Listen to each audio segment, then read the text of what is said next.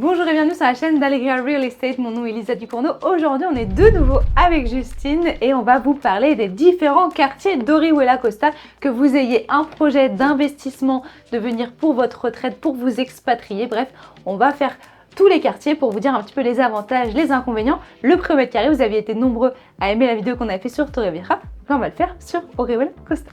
Justine, est-ce que tu peux nous parler des différents quartiers animés que l'on peut retrouver sur Orihuela Costa? Donc le premier quartier, le mieux pour moi bien évidemment, il y a La Zegna, le plus grand centre commercial à ciel ouvert d'Europe avec plus de 200 enseignes. À savoir que La Zegna, donc c'est un centre commercial mais c'est aussi un quartier, d'accord? Vous avez un quartier entier qui n'est pas que le centre commercial, vous avez des habitations aussi autour et ça s'appelle aussi La Zegna, ça porte le même nom que le centre commercial. Il y a ensuite la Playa Flamenca où nous sommes à proximité de la plage où on peut retrouver aussi de nombreux restaurants.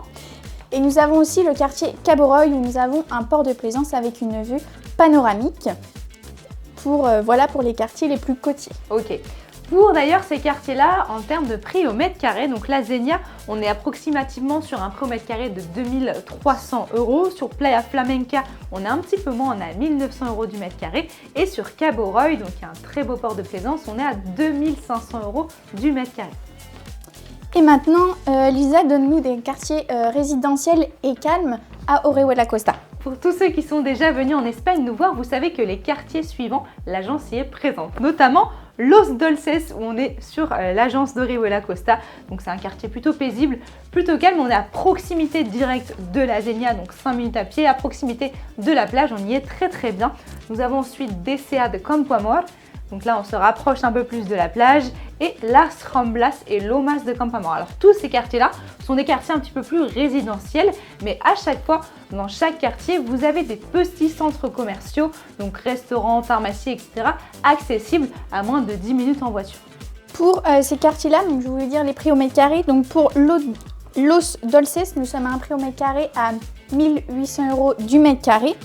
Ensuite, pour le Campo Amor, nous sommes à 2400 € du mètre carré. Et pour Las Ramblas, nous sommes à 1700 € du mètre carré. Super. Donc ensuite, on a certains quartiers qui sont très appréciés de vous-même sur Orihuela Costa puisqu'ils sont très bien en termes d'investissement mais aussi pour y résider à l'année. Notamment, nous avons le quartier de Villamartín. Villamartín, qu'est-ce qui est célèbre dans ce quartier-là, Justine? Pour ce quartier-là, nous avons un grand golf. Un grand golf. Vous appréciez aussi la place célèbre de Villamartín avec des restaurants, des cafés. C'est très anglais, mais on apprécie pas mal. C'est très sympa. Ensuite, qu'est-ce qu'on a d'autre comme quartier? Nous avons la Regia, donc c'est un secteur résidentiel calme et nous sommes à proximité des commerces et de la plage. Et donc, pour faire le petit laïus avec la vidéo de Torrevieja, nous avons de nouveau le quartier de Punta Prima, puisque ce quartier-là, il est scindé en deux parties, puisque vous avez une partie vraiment sur la partie Orihuela Costa et une partie sur la partie de Torrevieja. Est-ce que tu peux nous dire les différents prix au mètre carré de ces quartiers-là, Justine? Donc pour Villamartín, nous sommes à un prix au mètre carré à 1700 €.